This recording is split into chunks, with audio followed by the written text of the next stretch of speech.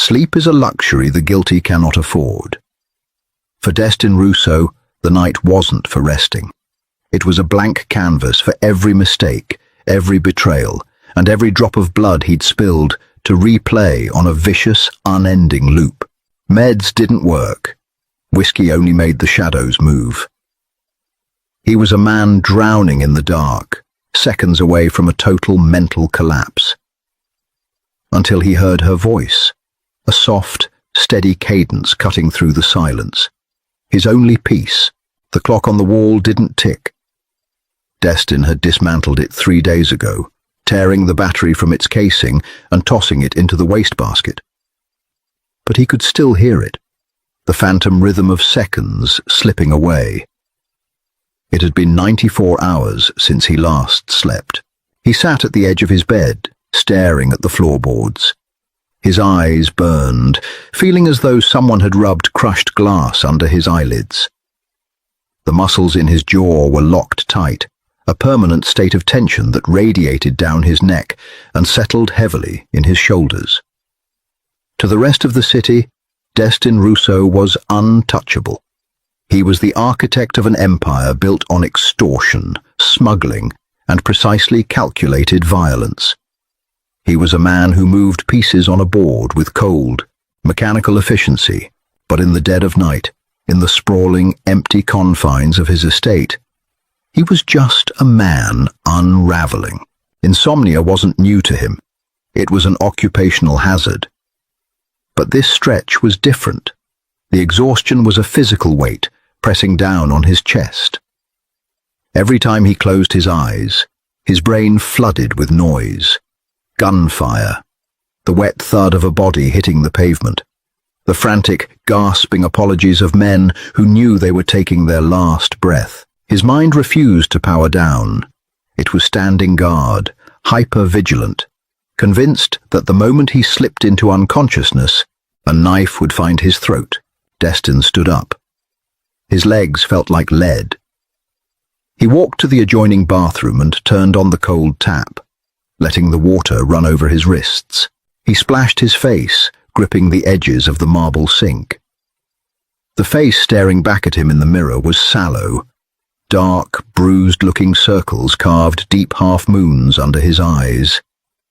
"Get it together," he muttered to the glass.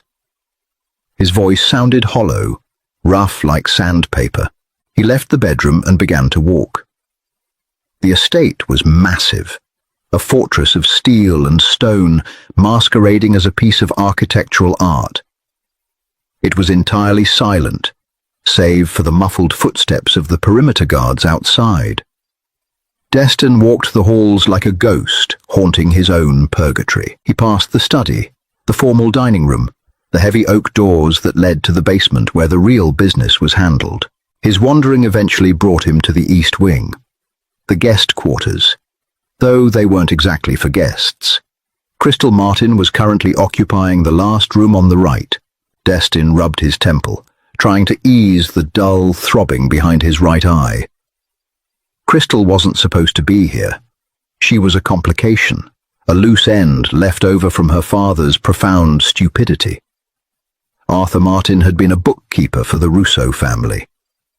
A quiet, unassuming man who had quietly and unassumingly skimmed $300,000 over 5 years. When Victor, Destin's right hand, and the syndicate's chief enforcer, found out, Arthur's life expectancy had dropped to 0. Arthur had blown his brains out before Victor could get to him, leaving the debt unpaid and a daughter totally unaware of her father's secret life. Destin hadn't wanted to kill the girl. It was messy. It lacked purpose. Instead, he absorbed her. He took her from her cramped apartment, brought her to the estate, and put her to work. She was an archivist by trade, someone who restored old texts and organized municipal records. Now she spent her days in his windowless basement, auditing 10 years of the family's legitimate and illegitimate ledgers to find out exactly where her father's stolen money went. She was a prisoner, working off a blood debt she hadn't accrued. He expected her to cry. He expected hysteria. Instead, Crystal had arrived with a single suitcase, pale and terrified, but silent. She worked 10-hour shifts. She ate the meals brought to her. She didn't speak unless spoken to. Destin walked past her door, intending to head to the kitchen for another cup of useless, bitter coffee.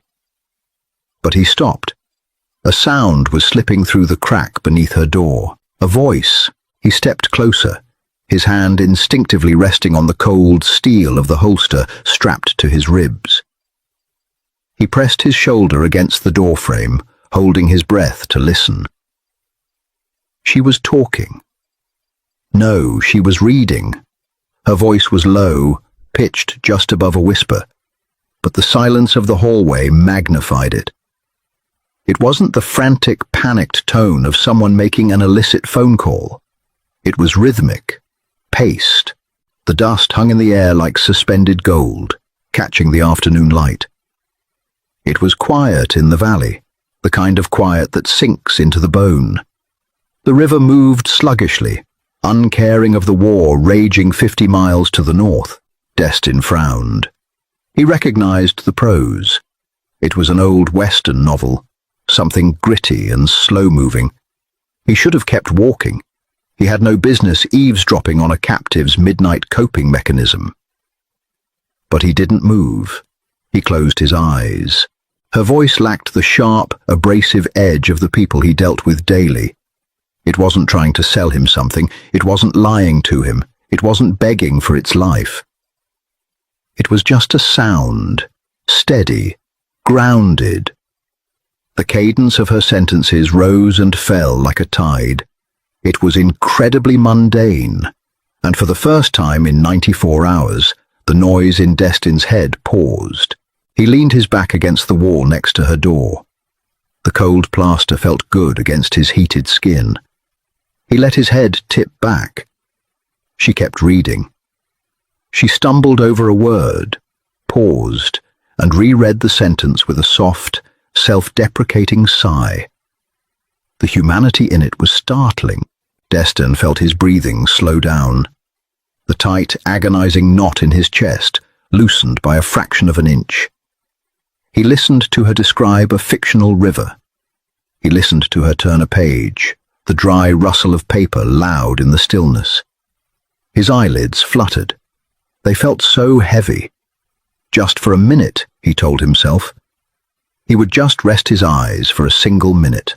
When Destin woke up, the hallway was bathed in the grey, weak light of dawn. He jerked upright, his heart slamming against his ribs. He patted his chest, checking for his weapon, his eyes darting wildly down the empty corridor. Disorientation hit him like a physical blow. He had fallen asleep, sitting on the floor, in the hallway. He looked at his watch. 6:15 a.m. He had slept for 4 hours. A wave of profound humiliation washed over him, quickly followed by a staggering realization. 4 hours of dreamless, uninterrupted sleep. His mind felt sharper. The agonizing burn in his eyes had dulled into a manageable ache. He looked at Crystal's closed door. The reading had stopped long ago. Destin stood up, his joints protesting the hard floor. He smoothed the front of his shirt, a sudden fierce possessiveness taking root in his chest. He needed to sleep again tonight, and he knew exactly how he was going to do it. Victor Moretti dropped a heavy manila folder onto Destin's desk. It hit the mahogany with a solid smack. "The shipments at the docks are clear," Victor said, pulling out a chair and sitting down. He was a large man, built like a brick wall, with a scar slicing through his left eyebrow that gave him a permanent scowl. "Customs took their cut. We're greenlit to move the cargo tonight." Destin nodded, flipping the folder open. He scanned the manifest. His eyes tracked the lines of text smoothly. No blurring, no micro-sleeps. Victor leaned forward, narrowing his eyes. "You look different." "I took a shower, Victor," Destin said flatly, turning a page. "No, I mean you don't look like you're about to drop dead. You sleep?" A bit. Victor snorted. Good, because the Petrovs are pushing the border on the south side again. We need you sharp. If you're running on fumes, they'll smell the blood in the water. I'll handle the Petrovs, Destin said, closing the folder. Leave me the rest of the paperwork. I have a meeting. With who? Internal audit. Victor looked confused, but didn't press. He stood up, adjusting his suit jacket. Call me if you need to crack heads. When the door clicked shut, Destin leaned back in his chair. It was 5 in the afternoon. The dread that usually accompanied the approaching evening was absent. He didn't feel the creeping panic of the setting sun. He felt anticipatory. He buzzed the intercom on his desk. Bring Crystal Martin to my office. 10 minutes later, the heavy oak doors opened. Crystal stood in the threshold. She was wearing a simple grey sweater and dark jeans. Her hair was pulled back into a messy knot, and there were ink stains on the sides of her fingers. She looked exhausted, her posture guarded. She didn't look at him directly, keeping her gaze fixed on the edge of his desk. You wanted to see me, Mr. Russo? Sit, Destin said, gesturing to the chair Victor had just vacated. She walked over stiffly and sat on the very edge of the leather cushion. She looked like a bird ready to take flight at the first sudden movement. Is there an issue with the ledgers? She asked, her voice tight. I found the discrepancy in the 2021 accounts. My father routed the funds through a shell company in Delaware. I have the routing numbers, but I need access to the offshore server to track where it went next.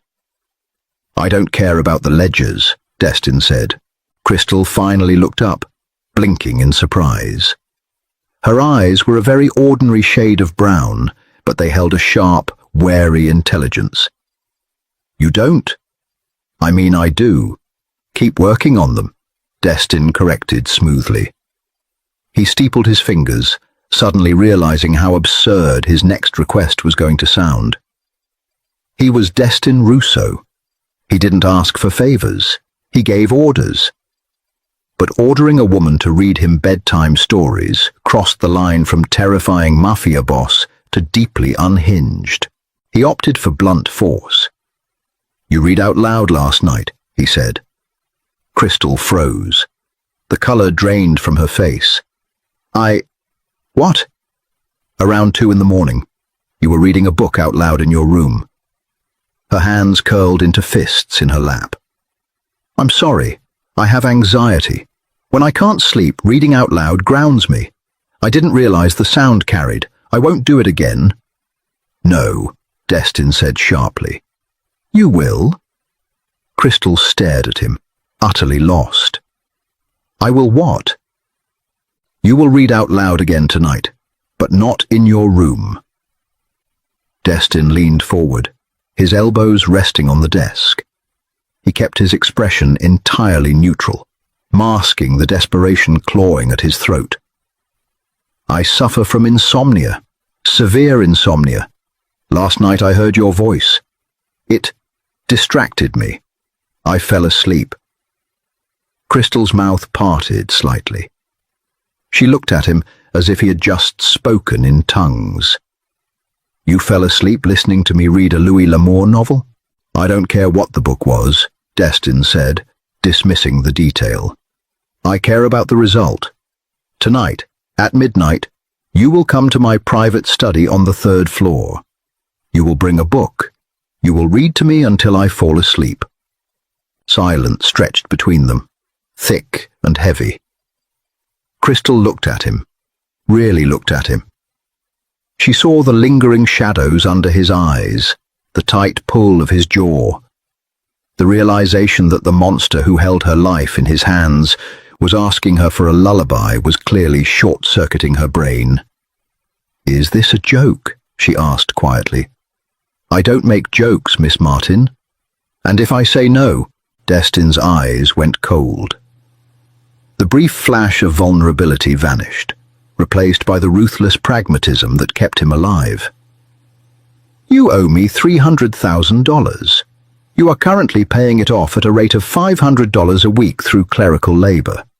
You will be here for 12 years. If you read to me and I sleep, I will deduct an extra $1,000 from your debt for every night." Crystal's breath hitched. $1,000 a night. It was an impossible amount of money. It was a lifeline.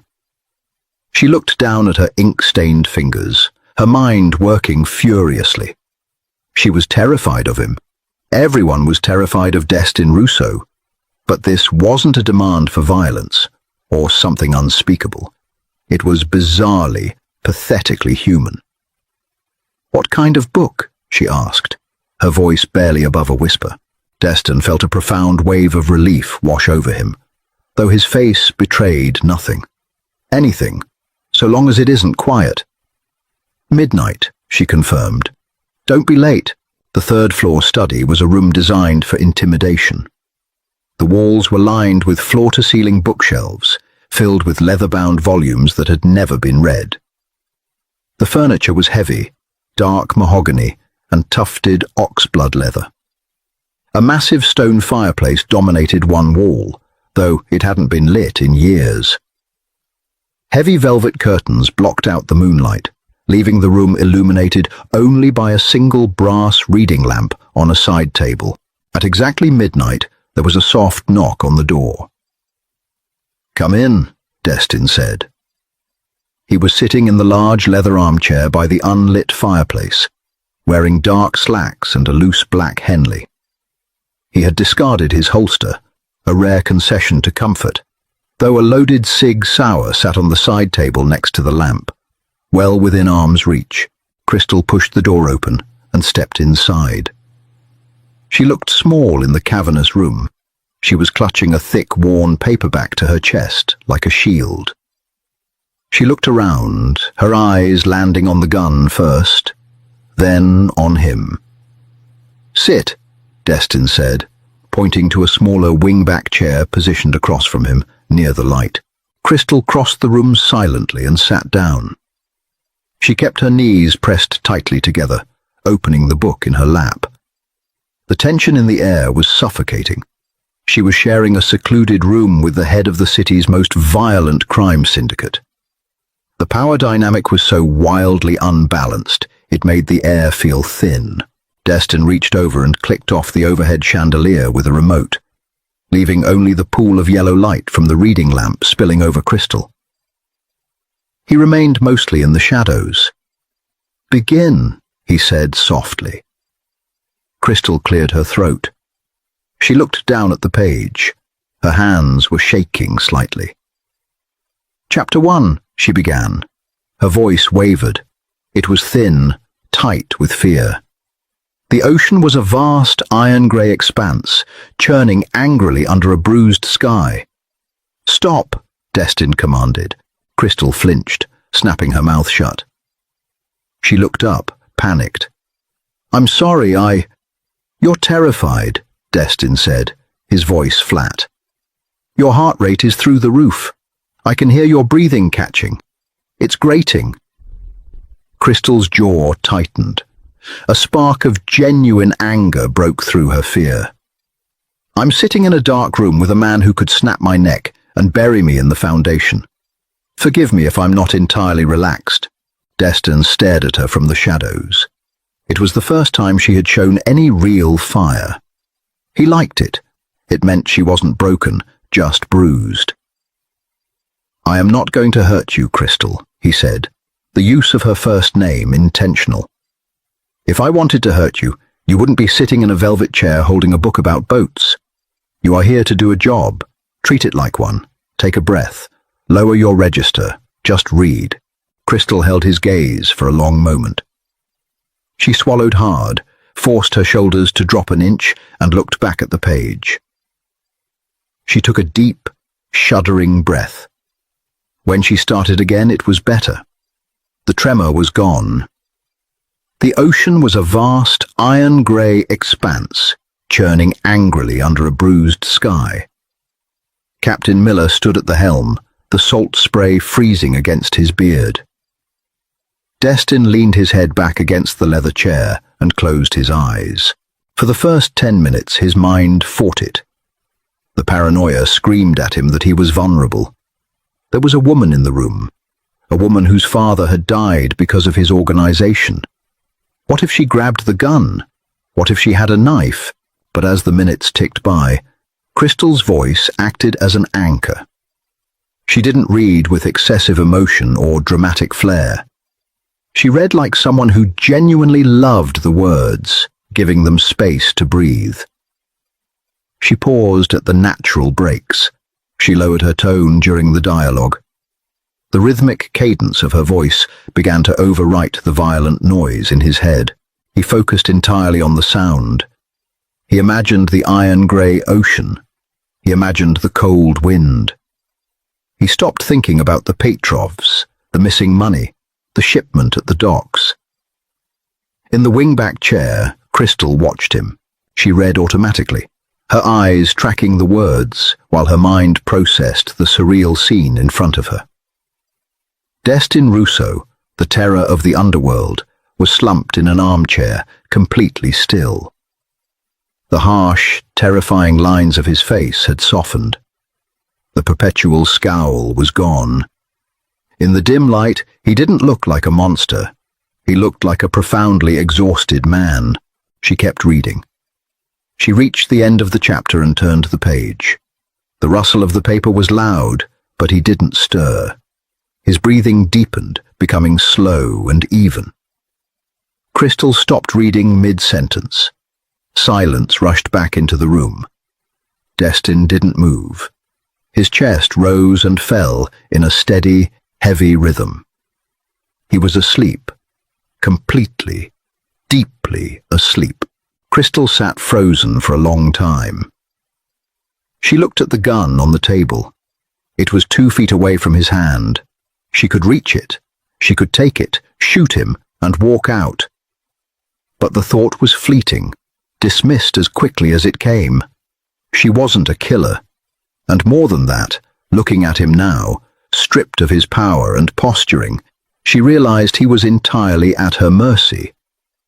She, the captive, the collateral damage, held the key to the one thing he couldn't take by force. Peace.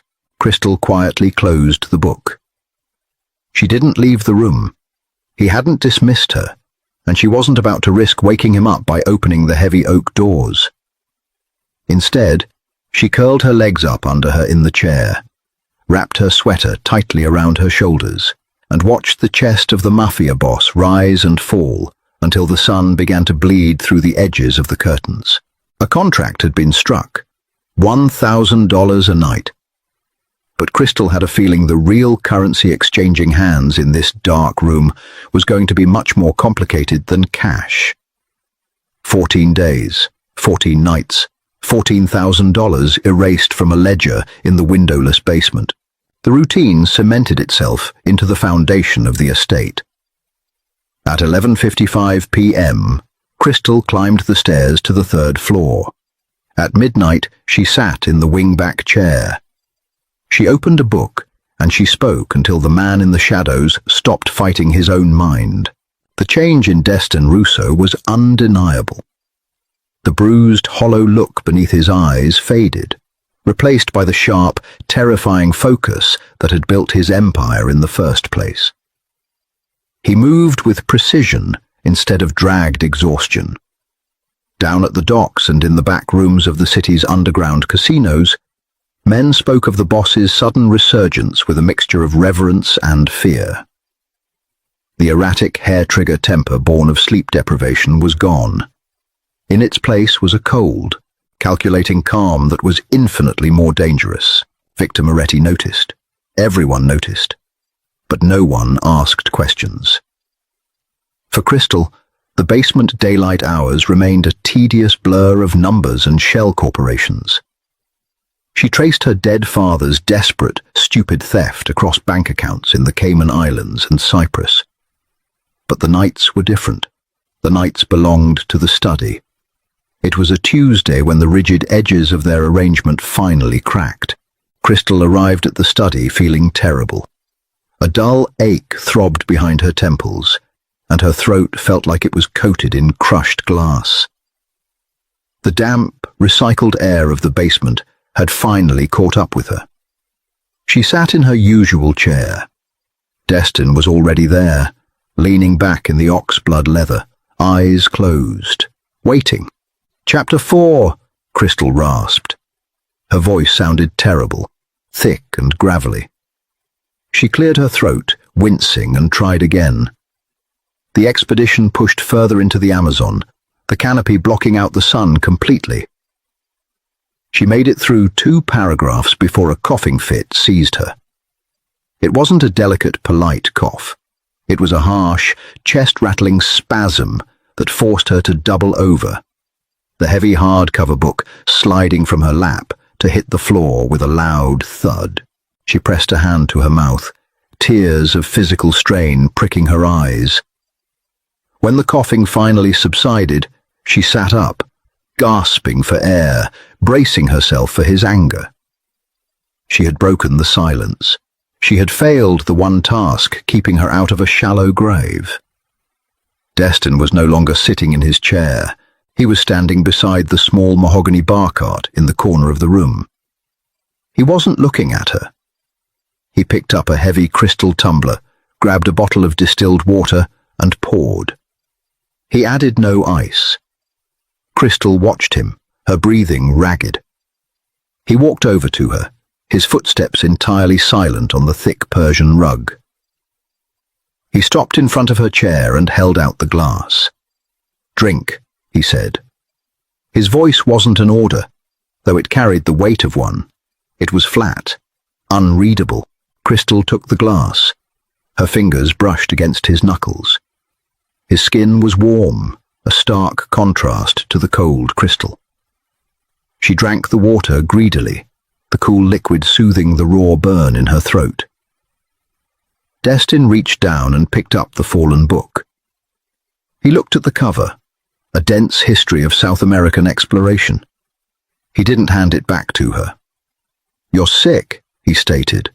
"It's just a cold," Crystal whispered, her voice still rough. "The air in the archives is dry. I can keep reading. I just need a minute." "You sound like you've been swallowing gravel."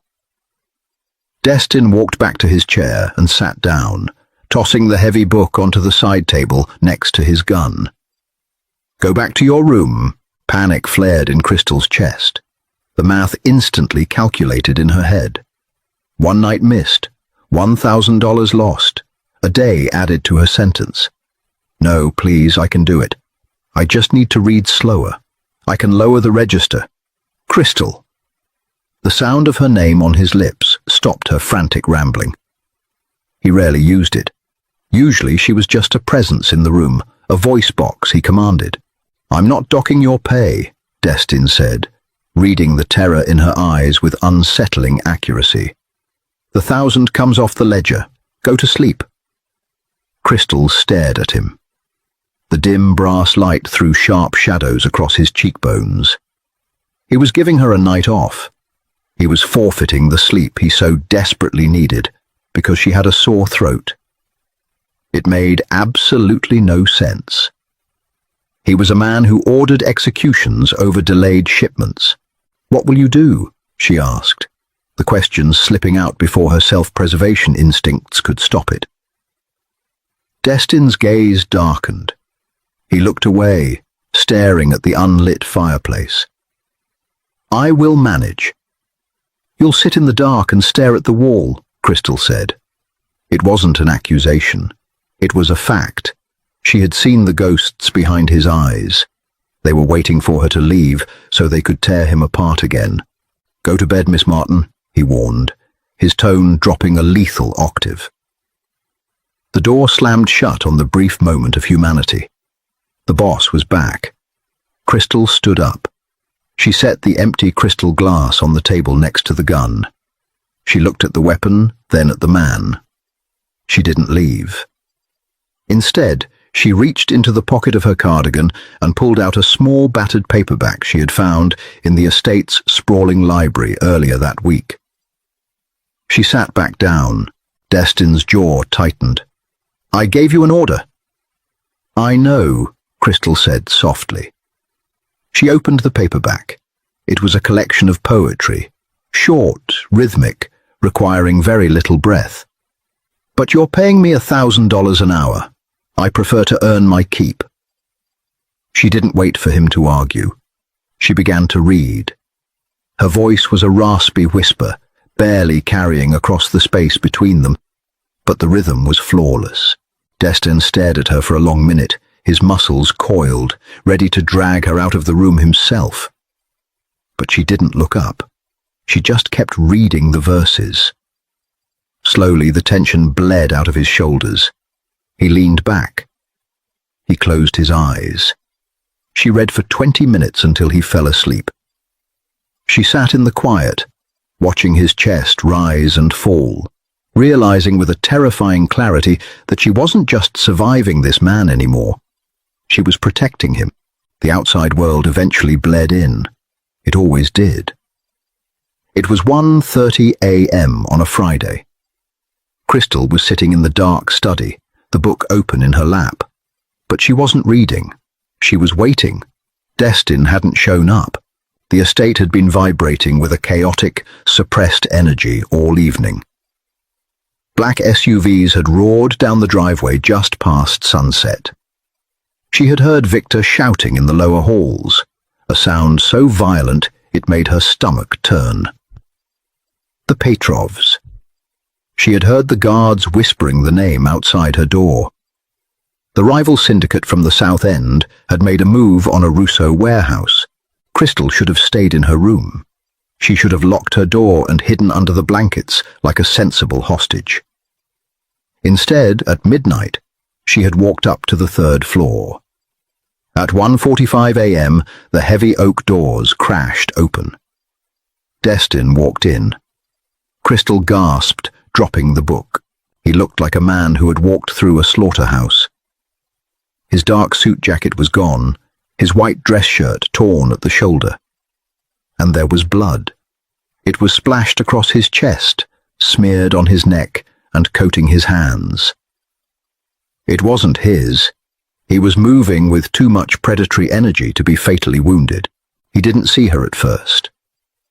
He walked straight to the bar, grabbed a bottle of scotch by the neck, and poured a massive measure into a glass, splashing amber liquid onto the mahogany. His hands were shaking, not from fear, from adrenaline, the raw chemical high of violence. He downed the glass in one swallow, slammed it down, and finally turned toward the center of the room. He stopped dead when he saw Crystal in the wingback chair. The beast was fully awake in his eyes. The pupils were blown wide, black and hollow. The civilized veneer he wore during their midnight sessions was completely stripped away. This was the man who had ordered her father's death. This was the monster of the city. "Get out!" Destin snarled. His voice was a guttural rasp, unrecognizable. Crystal pressed her back against the chair, her heart hammering against her ribs like a trapped bird. The metallic copper smell of blood reached her from across the room. It made her gorge rise. She wanted to run. Every instinct screamed at her to flee. "I said get out!" he roared, taking a step toward her. He looked down at his hands, seeing the red smeared across his skin, and a flash of profound self-loathing crossed his face before hardening back into rage. "You shouldn't be here. Look at me. Get out before I forget why I keep you around." He was losing his grip. The violence of the night was refusing to recede. It was a tidal wave, threatening to drown him in his own study. Crystal looked at his shaking hands. She looked at the blood. She swallowed the bile in her throat.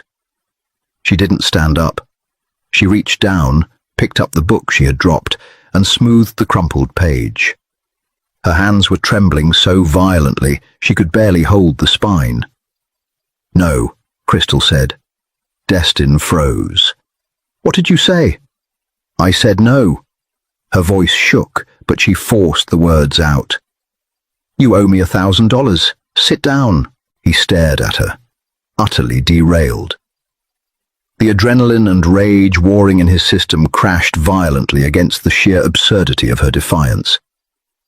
He was covered in dead men's blood, and this 120-pound archivist was demanding he sit down for story time. "Crystal, I'm out of my mind right now," he warned, his chest heaving. "I killed 3 men tonight, with my hands. Leave." "Then you definitely need to sleep," she replied, her voice gaining a fraction of strength. "Sit down, Destin." It was the first time she had ever used his first name. It echoed in the quiet room, cutting through the ringing in his ears like a gunshot. He looked at her, really looked at her. She was terrified. She was pale, her knuckles white as she gripped the book.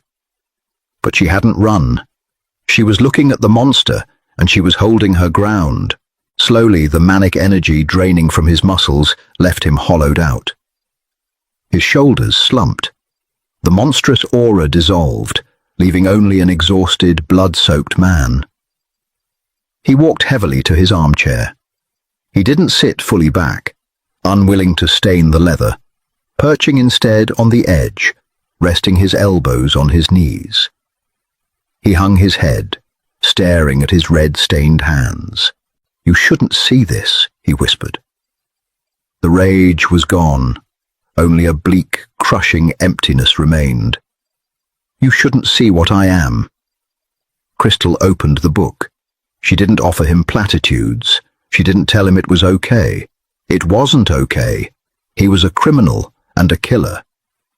But in this room, in this exact moment, he was just a man drowning in the dark, and she was the only one with a rope. "Chapter 12, Crystal began, her voice cutting through the thick scent of blood and scotch. She forced her tone to be steady. She forced it to be an anchor. The storm broke just before dawn, washing the dust from the streets. She read. She didn't stop, even when her voice went hoarse. She watched him stare at his hands until his eyelids finally, stubbornly began to droop. She kept reading as he slumped sideways into the chair, the adrenaline crash dragging him down into the blackness. When his breathing finally evened out, Crystal closed the book. She sat in the dark with the scent of blood, guarding a killer while he slept, knowing there was no going back to the way things were before. The smell of industrial bleach hung heavy in the main corridor the next morning. Crystal stood in the doorway of the massive stainless steel kitchen, a cold cup of coffee clutched in both hands. Her eyes tracked the two men in grey uniforms scrubbing the marble tiles near the front entrance. They worked in complete silence. There was no yellow tape, no police sirens, just the rhythmic, abrasive sound of stiff bristles erasing the evidence of the night before. "You shouldn't be up here," Crystal jumped, spilling a few drops of dark coffee onto her thumb. Victor Moretti was leaning against the center island, a tiny porcelain espresso cup looking absurdly fragile in his massive hand. He was wearing a fresh suit, but there was a dark bruise swelling along his jawline. "I needed caffeine," Crystal said, her voice defensively quiet. Victor set the cup down. The clink of china against granite was sharp. He didn't look angry, he looked analytical. He stared at her as if she were a complicated puzzle, missing half its pieces. "I saw the security footage," Victor said smoothly. "From the third-floor hallway. You went into the study at midnight. The boss went in at 1:45, covered in a lot of things that weren't his. You didn't come out until 6 this morning." Crystal gripped her mug tighter. The ceramic was losing its heat. "I was doing my job. Your job is in the basement, Miss Martin, finding dead money." Victor pushed off the island and walked slowly toward her. His sheer mass was intimidating, designed to make people shrink. Crystal forced herself to hold her ground. Destin Russo does not let people see him bleed. He does not let people see him lose his temper. The men who see that side of him usually end up in an oil drum. But you walked out. I read to him, Crystal said flatly. She was too tired for Mafia intimidation tactics. Her bones ached from sleeping in a stiff chair. That's it. He slept. Yes. Victor digested this information. A complicated expression crossed his scarred face. Part disbelief, part profound relief. He looked back towards the hallway where the cleaners were finishing up. The Petrovs made a heavy push. We pushed back harder. The boss took the front line. He was reckless. I haven't seen him like that in 5 years. I thought he was spiraling. Victor turned his dark eyes back to Crystal. Keep reading. Before Crystal could respond, the kitchen doors swung open. Destin walked in. He was freshly showered, dressed in dark denim and a crisp white button-down with the sleeves rolled up to his forearms. His hair was still slightly damp. He looked entirely restored, betraying absolutely none of the feral, blood-soaked exhaustion that had consumed him 6 hours ago. He took one look at Victor, then at Crystal standing rigidly by the door. Is there a problem, Victor? Destin's voice was calm, yet the temperature in the room seemed to drop 10 degrees. No problem, boss. Just getting espresso. Victor gave Crystal a tight nod and walked out of the kitchen, giving Destin a wide berth. Silence descended on the room. Destin walked over to the coffee machine, grabbed a mug, and poured himself a cup. He didn't look at her. The tension was thick, vibrating with the unspoken memory of the night before. Crystal expected him to double down on his authority. She expected him to remind her of her place, to build a wall of cruelty to cover his vulnerability. Instead, he turned around and leaned against the counter. How much do you still owe me? Destin asked. Crystal blinked, thrown by the pivot. What? The debt. Your father's money. What's the current balance? Crystal calculated quickly. With the auditing work and the nightly deductions, it's exactly $214,000. Destin took a sip of his coffee. He looked at her over the rim of the mug. You're done in the basement. No more audits. Panic spiked hot and fast in her chest. Did I make a mistake? I tracked the routing numbers to the Cyprus account. I just need more time to... You didn't make a mistake, Destin interrupted softly. The money is gone. I knew that the day I brought you here. I just needed to put you somewhere. He set his mug down. Your debt is now $50,000. Crystal stopped breathing. She stared at him, her mind completely short-circuiting. You can't just erase $164,000. I can do whatever I want. It's my money. Why? She demanded, her voice cracking. Destin looked at the floor for a long moment, the muscles in his jaw ticking. When he finally looked back up at her, the mask was gone. The cold syndicate boss was entirely absent. Because you didn't run last night, because you saw the absolute worst of what I am, and you told me to sit down. He took a slow breath. 50 nights, Crystal. Read to me for 50 more nights, and you walk out of those front doors a free woman, debt clear, no strings, 50 days. Less than 2 months, and she would have her life back. It was a miracle. It was the escape hatch she had prayed for every day since she was dragged into this estate. So why did her chest suddenly ache?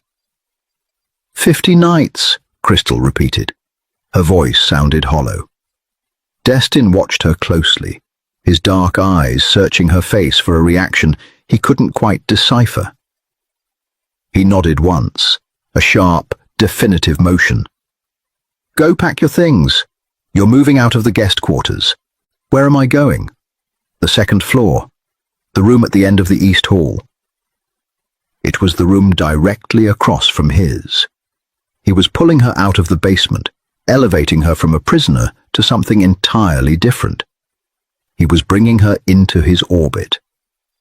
Crystal nodded slowly, The rules had changed, and neither of them knew how to play this new game.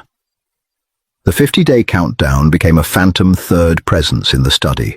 It ticked away in the background, a silent metronome measuring out the end of their arrangement. 40 days, 35, 30. As the number shrank, the atmosphere in the midnight sessions shifted.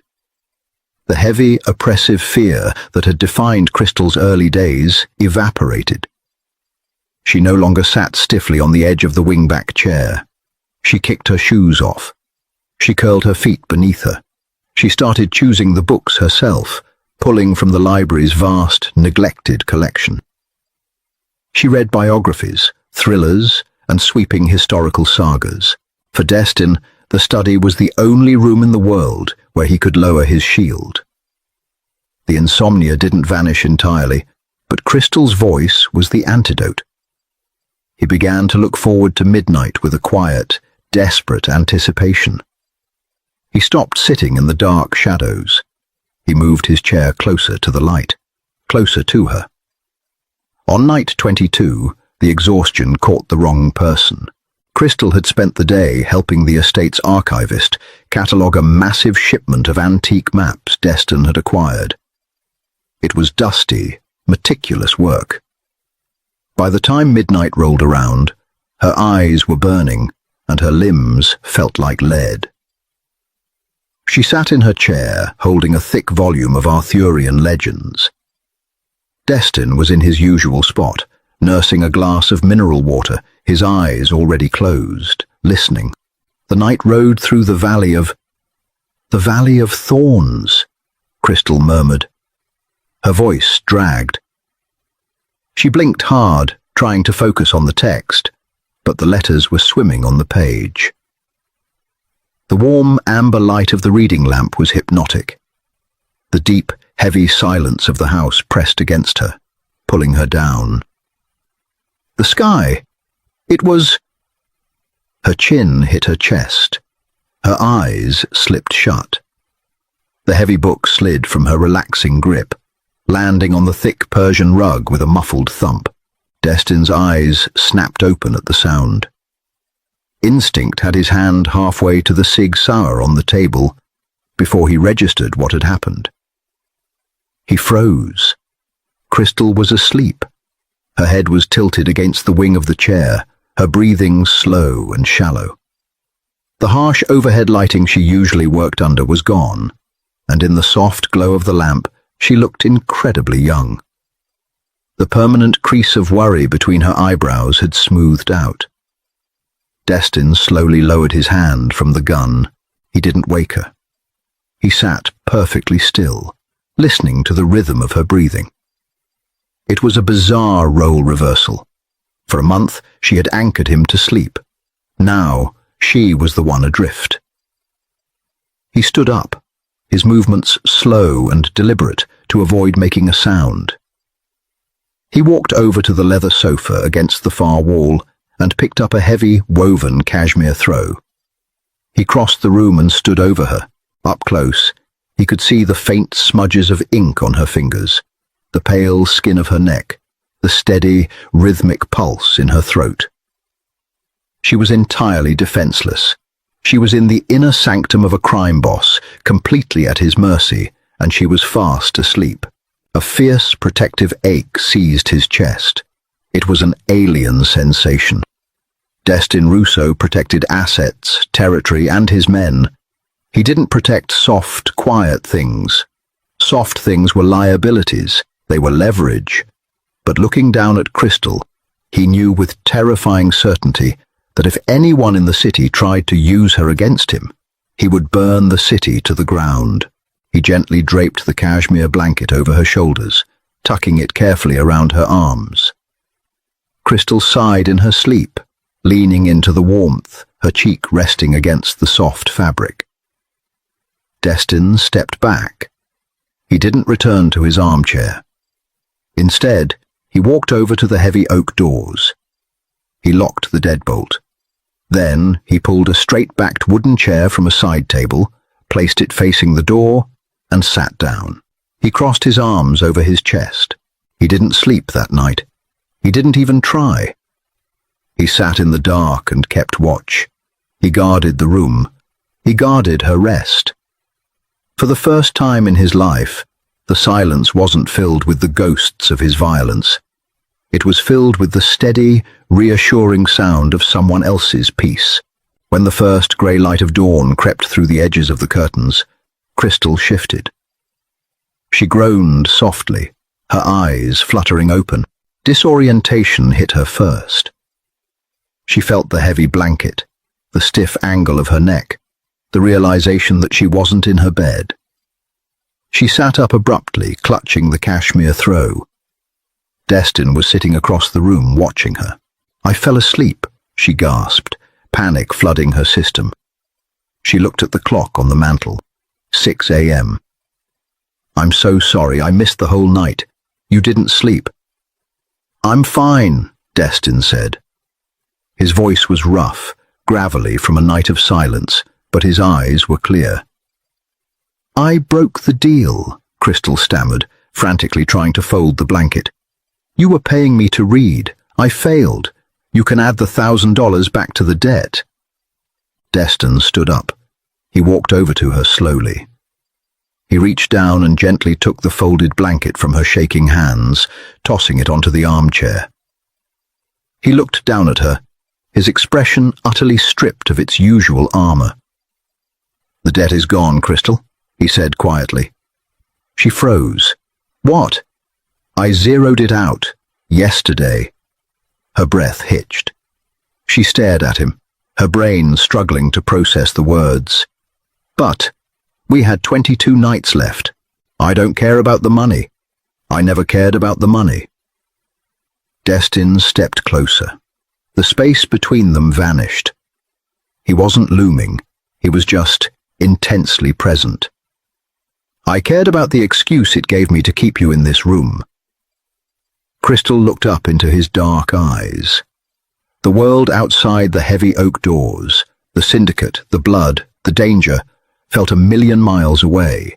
"You're free," Destin said. The words clearly cost him something. "You can pack your bags. Victor will drive you wherever you want to go. You never have to see this place again." Crystal stood up slowly. She was inches away from him. She could feel the heat radiating from his chest. She was free. She had survived. The nightmare was over. She looked at the door. Then she looked back at the man who had spent the entire night guarding her sleep. "What time tonight?" she whispered. Destin's eyes widened, a fractured breath escaping his chest. "Crystal, midnight?" she asked, her voice steadying. She wasn't a hostage anymore. She was making a choice. Destin reached up, his hand hovering for a second before his knuckles gently brushed against her cheek. It was a touch so light it felt like a ghost. "Midnight," he agreed. The morning after Crystal's debt was erased, the estate felt fundamentally altered. The air was no longer thin with tension. The heavy, oppressive gravity of her captivity had vanished, replaced by the dizzying, terrifying weight of free will. She didn't pack her bags. She didn't ask for Victor's car. Instead, Crystal walked down to the main kitchen at 9 in the morning, poured a cup of coffee, and walked out the glass doors onto the sprawling stone patio. The sun was bright, blindingly so. For a month, her existence had been confined to the windowless basement and the dim amber glow of the third-floor study. Feeling the hot morning sun on her face was a shock to her system. "You should have left," a deep voice rumbled behind her. Crystal turned. Victor was standing in the doorway, his massive frame blocking the light. He wasn't holding his usual espresso. His hands were tucked casually into his pockets, but his eyes were sharp, scanning the perimeter of the lawn before settling on her. "Good morning to you too, Victor," Crystal said, taking a sip of her coffee. It was bitter and hot. Victor stepped onto the patio. The gravel crunched under his heavy leather shoes. "I'm not making small talk, Miss Martin." The boss wiped the ledger. He gave you an out, a clean break. People in our world don't get clean breaks. They get buried or they get burned. You were handed a miracle, and you're standing on the patio drinking a dark roast. I made a choice, Crystal said softly, looking out over the manicured hedges. It was a stupid choice. Victor's tone wasn't malicious. It was brutally practical. The Petrovs didn't just back down after the warehouse raid. They're regrouping. They have eyes in the city. They have ears on the payroll. It won't take them long to figure out that the boss pulled a girl out of the basement and put her in the bedroom across from his.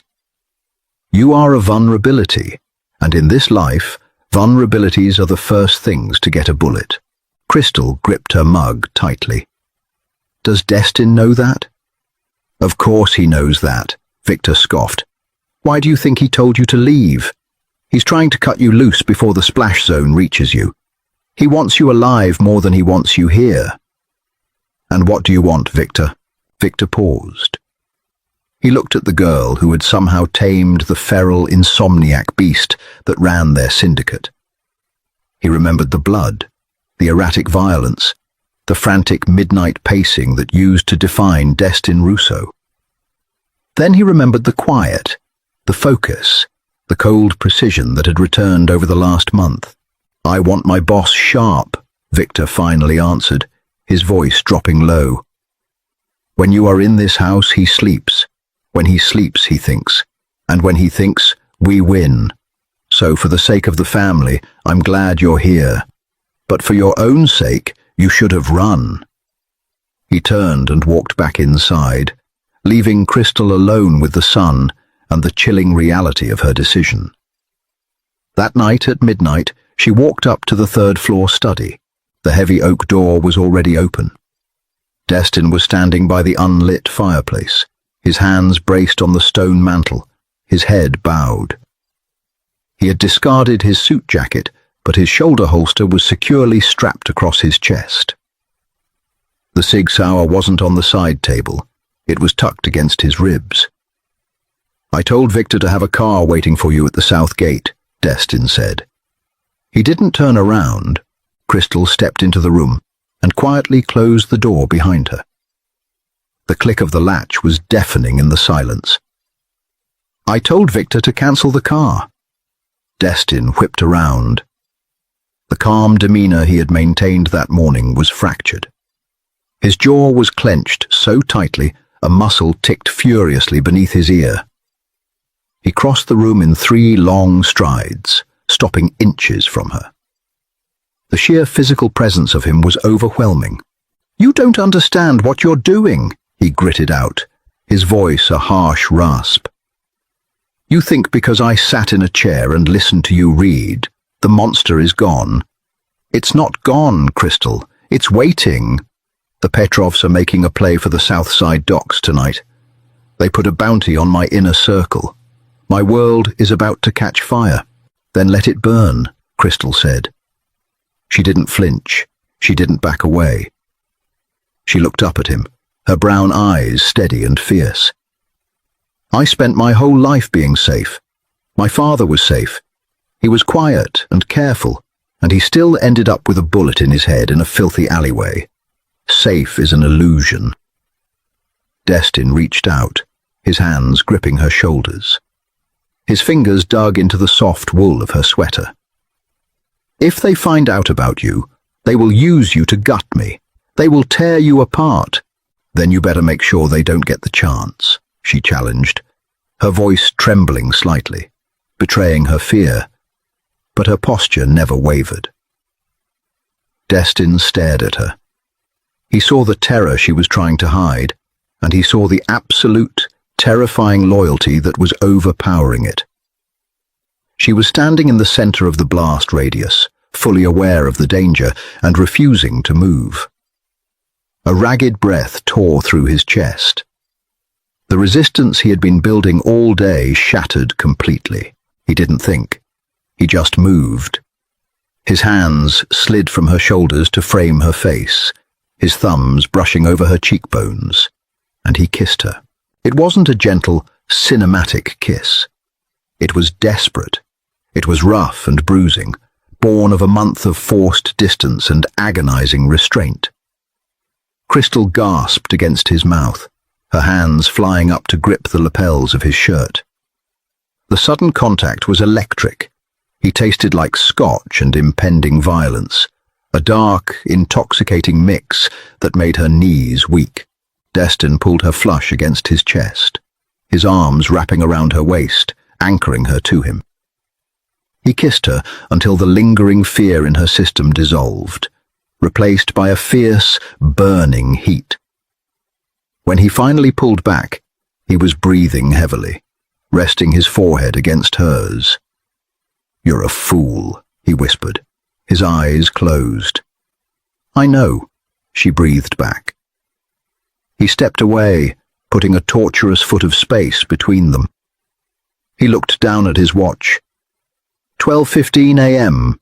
"I have to leave," Destin said, his voice hardening, slipping back into the cadence of the syndicate boss. "I have to end this, tonight. If I don't sever the head of the Petrov family before sunrise, we won't have a tomorrow." Crystal nodded slowly. She walked over to the wingback chair and picked up a book she had left there yesterday. "I'll be right here." Destin looked at her, sitting in the amber light, holding the book like a shield. He drew his gun, checked the chamber, and slid it back into the holster. "Lock the door behind me. Don't open it for anyone but me." "Destin."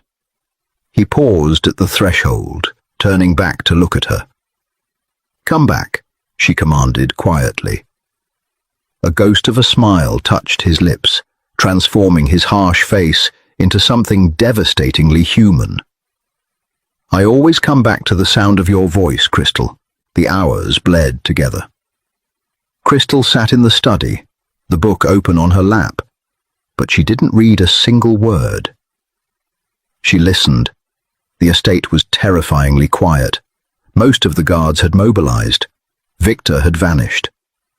She was alone in the fortress, waiting for the echo of a war being fought in the dark alleys and rain-slicked docks of the city.